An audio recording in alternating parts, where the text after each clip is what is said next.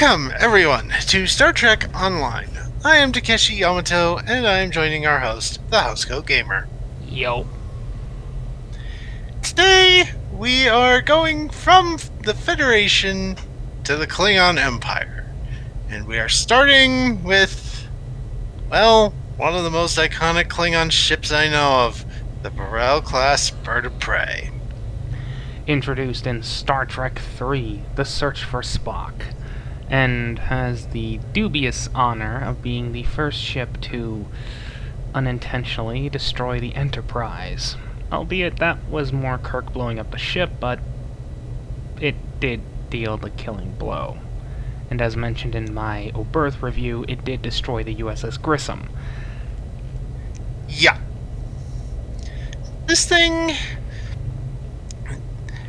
The Bird of Prey style is an unusual one compared to other ship designs. Up until the 22nd century in Earth calendar years, the most Klingon ships were, well, they were battle cruisers like the D7 that was once D7 hologram that was above for just a few seconds. Two nacelles, two nacelles, a long wing connecting them, a neck, and then a pod. Bird of Preys, instead of nacelles, all their warp coils are in those wings, and the variable geometry positioning of the wings allows for much greater efficiency. At least I think. To the best of my knowledge, those warp coils are actually inside the main hull near the impulse engines. Well, Star Trek Adventures has them just along the wings. Well, we will most likely never know. They're never gonna give us a proper layout of the ship. Yeah. The Burrell is the first bird of prey we ever see from the Klingons. The Romulans are another story, but we'll get to them when we're done talking about every Klingon ship in the fleet. Yeah. And the Klingon and the Burrell-class Bird of Prey was also the first Klingon ship we saw to have a cloaking device. And this thing is basically a stealth ship. And it's got limited armaments. Those two disruptor cannons on the wings and the photon torpedo launcher in the nose. Which also seems to incorporate a navigational deflector. Leave it to the Klingons to be space efficient. Yep. And then there's the...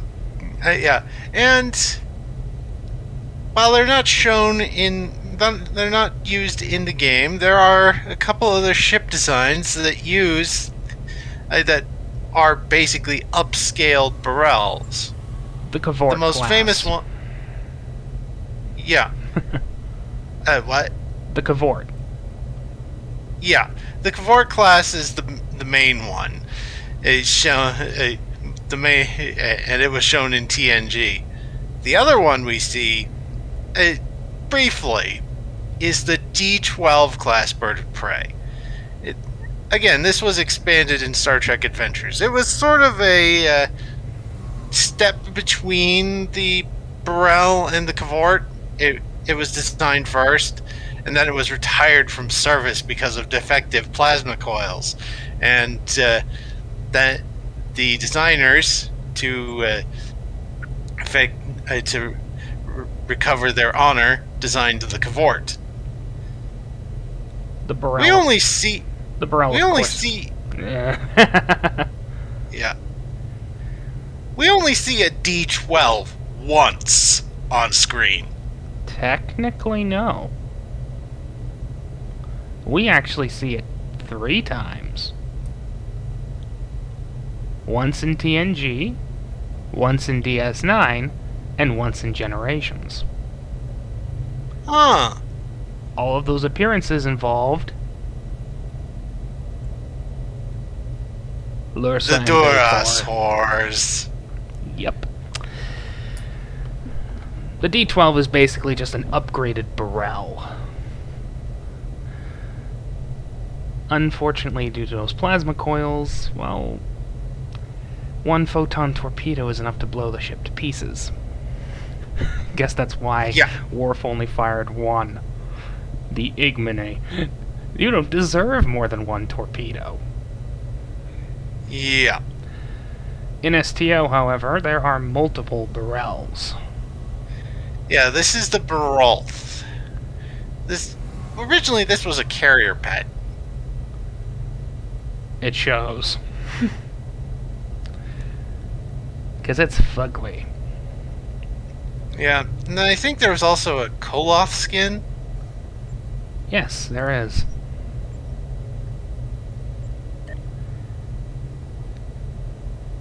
I don't like either one. Yeah. Of course, this is going to be a general overview of every single bird of prey sharing this general designation. Yeah. So next we have the Kuldun. The Tier 2 version of the ship. Same general maneuver. Still, same general turning stats. All it does is add an extra forward weapon. Yeah. And... meh. There is no... I think there's a tier... There's a Tier 2 refit. which looks kinda... Gornish. Yeah, it does. This is gonna be a pain. There's so many so many ships. Ah, the Norg. This one introduces the quad disruptor cannons. Yep. You can probably go to the category window and just do everything aside from Raider. I just cancel out everything aside from Raiders. Stupid bloody thing. Let's see.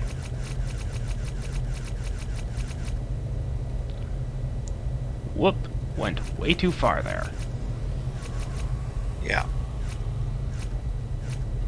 Ah, the Okay. Ning Tao. This is the one that includes the quad cannons.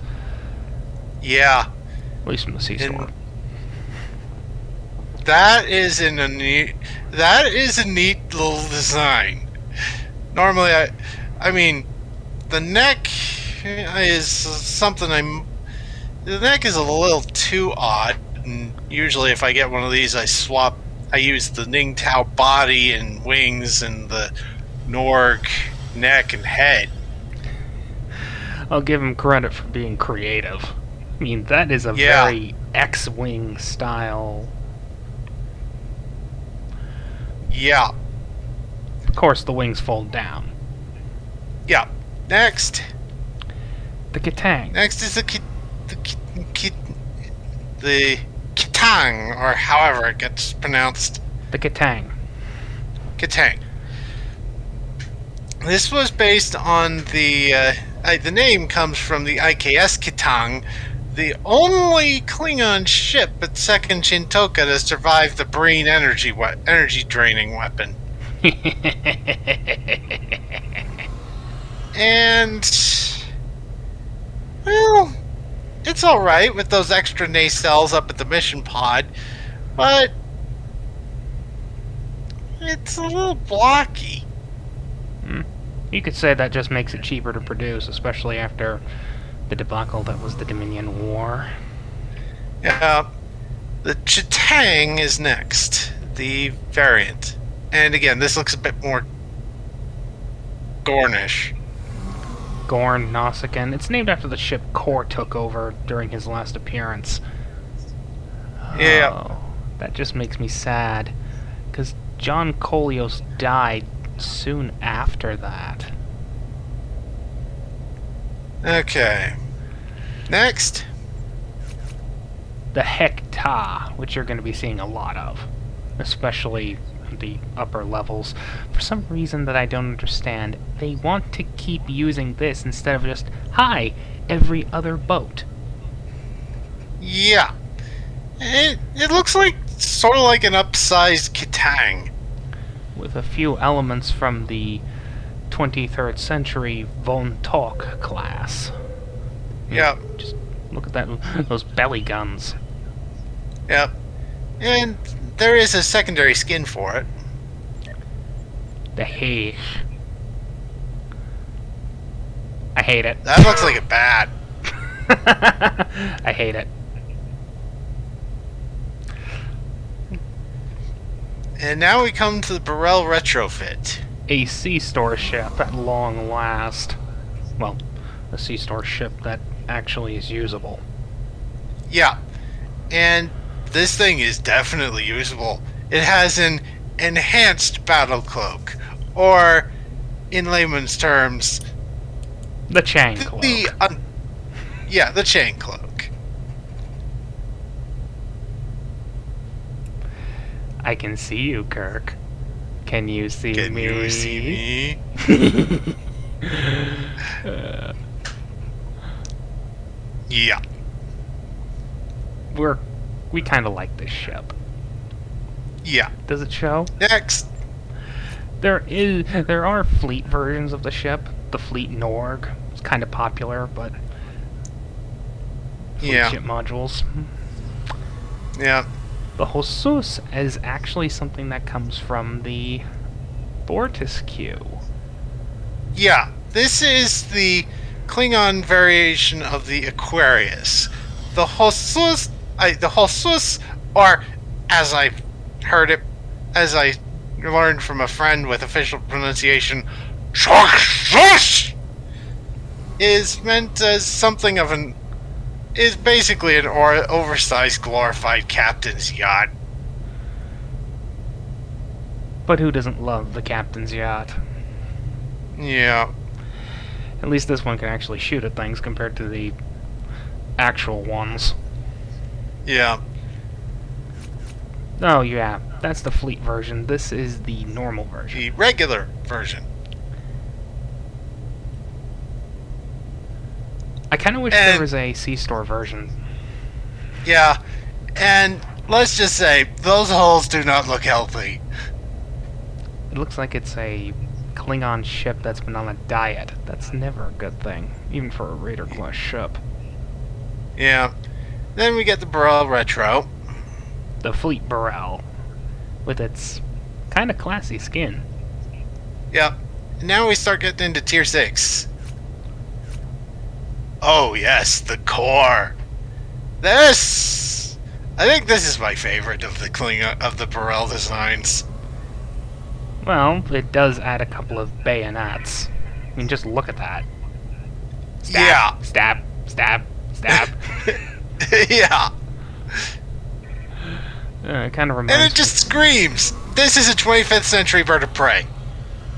Prepare It is meant to die. kill you.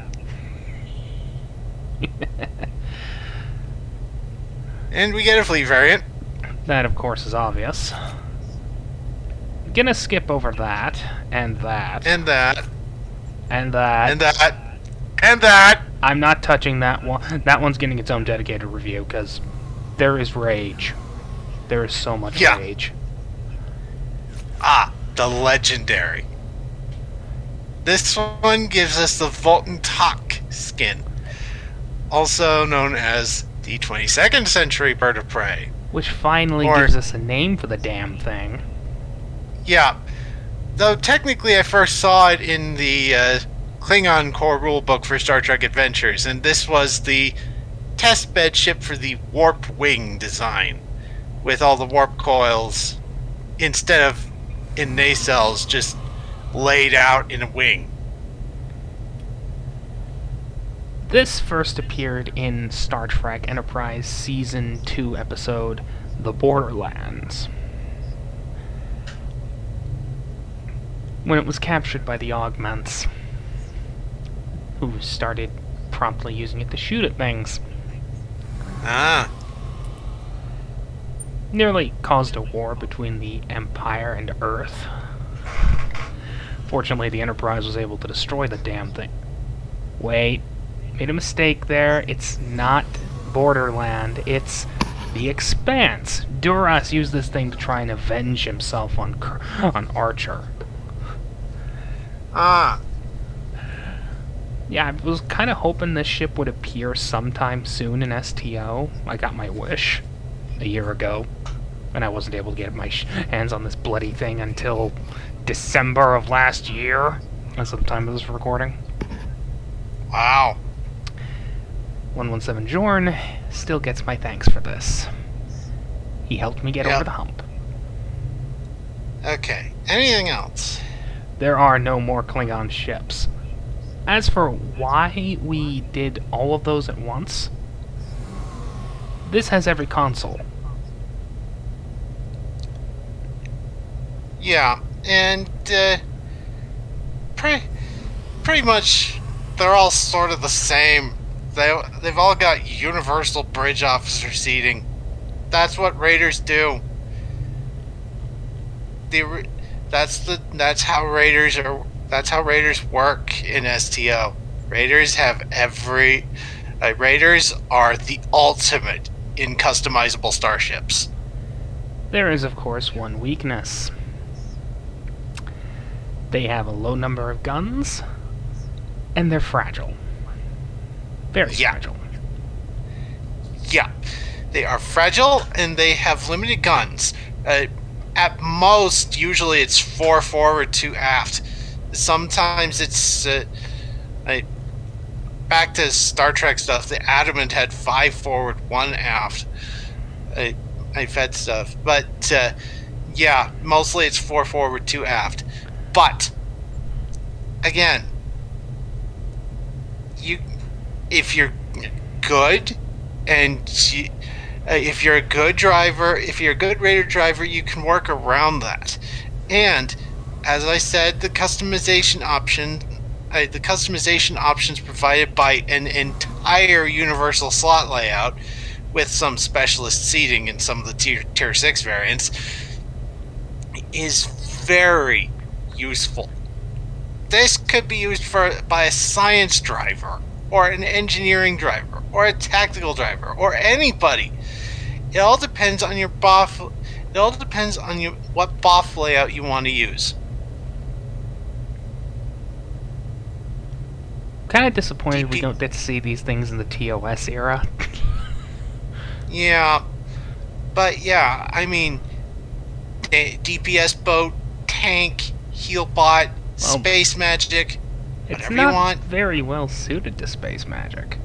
It's very much a shoot 'em up. Fair enough, but with full universal BOF layouts, you can do whatever you want.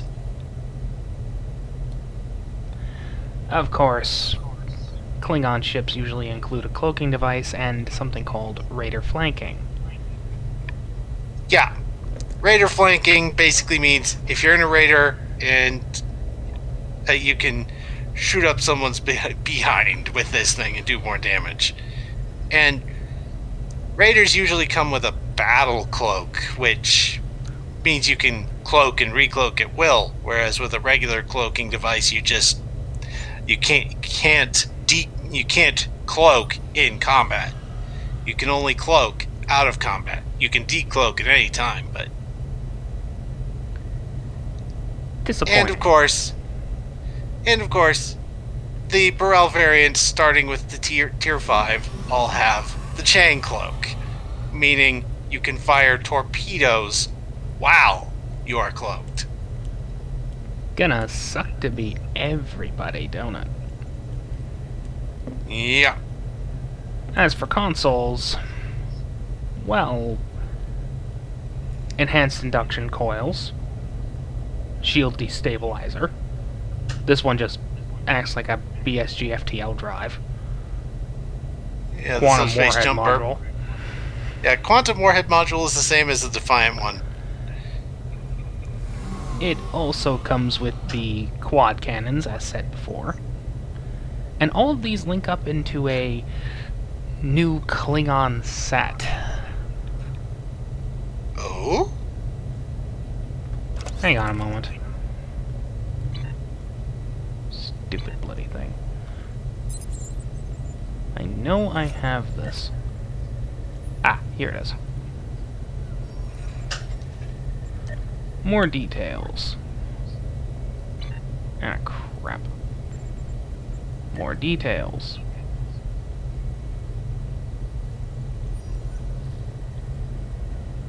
Overcloaked and impulse integration. Increases all damage with subsystem power, while Overcloak just increases crit chance and crit severity after you decloak. Yeah. Is it worth getting? The tier 6 version is. Yep. Especially the legendary. Yeah. Just I don't have it yet, but just get ready. I don't have the legendary yet, but I'm planning on it. But yeah, the core bird of prey is definitely a must-have if you are a Klingon. Just get ready to shell out a lot of money unless it's on a sale. Yeah. I would know. It took me months to get the damn thing. Yep. I'm gonna end this before I get into a rage moment. See you tomorrow.